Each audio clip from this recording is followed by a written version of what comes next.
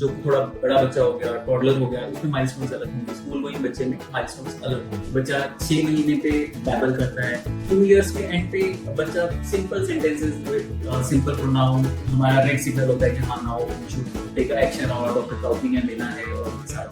शिशु के विकास में देरी या कि developmental delays in your baby, तो इसमें क्या रहता है कि अलग अलग एज पे अलग अलग माइलस्टोन्स बच्चा अचीव करता जाता है, जिससे हम देखते हैं कि बच्चा ठीक से बढ़ पा रहा है कि नहीं। जैसे कि जो बिल्कुल छोटा बच्चा है उसमें डेवलपमेंटल माइलस्टोन्स अलग होंगे, जो कि थोड़ा बड़ा बच्चा हो गया, टॉडलर हो गया, उसमें माइलस्टोन्स अलग होंगे। स्कूल गोइंग बच्चे में माइलस्टोन्स अलग होंगे। तो जो बिल्कुल छोटा बच्चा है उसमें वो बच्चा पहला माइलस्टोन जो आपको समझ आए वो करता है सोशल स्माइल का आना। फिर उसके बाद वो अपनी गर्दन को संभालना शुरू करता है। फिर धीरे धीरे बच्चा सपोर्ट के साथ बैठना शुरू करता है। फिर उसके बाद बिना सपोर्ट के साथ बैठना शुरू करता है।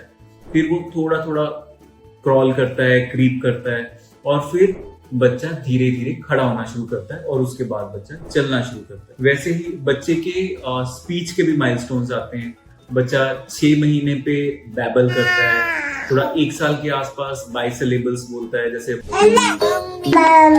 ऐसे वर्ड्स बोलना शुरू करता है। 2 इयर्स के एंड पे बच्चा simple sentences with simple pronoun वो बोलता है, जैसे ऐसे करके सिंपल सेंटेंसेस बोलने लगता है।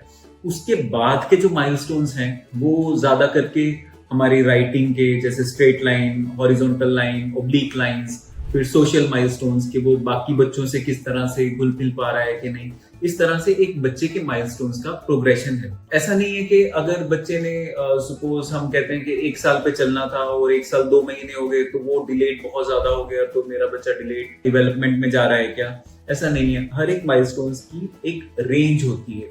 उस रेंज के भी अगर डिले हो गया तो फिर हमारा रेड सिग्नल होता है कि हाँ now we should take action और डॉक्टर का ओपिनियन लेना है और ये सारा। तो ये चीजों का एग्जैक्ट जो एक चार्ट है या टाइमलाइन है जो जिसे हम कहते हैं कि डेंजर पीरियड के बाद भी कोई माइलस्टोन अचीव नहीं हुआ, उसके लिए हम डिस्क्रिप्शन में एक चेकलिस्ट लगा देंगे। एक there will be a table जो कि आपको गाइड कर सकता है कि कौन सा माइलस्टोन इससे ज्यादा डिले तो नहीं होना चाहिए। That will give in description. तो अगर वो उससे भी आगे डिले हो रहा है तो then you have to take opinion from a paediatrician या ग्रोथ एंड डेवलपमेंट के जो स्पेशलिस्ट डॉक्टर हैं उससे। लेकिन फिर भी उनकी असेसमेंट के बाद हम कह सकते हैं कि हाँ sometimes there may be a delay in few milestones, but लेकिन बाकी सारा ग्लोबल जो डेवलपमेंट है बच्चे का वो अच्छा चल रहा है। तो this assessment will be done by that specific person. तो आपने उसके बाद ही मानना है कि हाँ ये बच्चा ठीक से डेवलपमेंट कर रहा है कि नहीं। बट हाँ हमें कहाँ पे अवेयर हो जाना है, कहाँ पे हमें एक्शन लेना है, वो आपको गाइड करने के लिए we are giving a checklist in the description.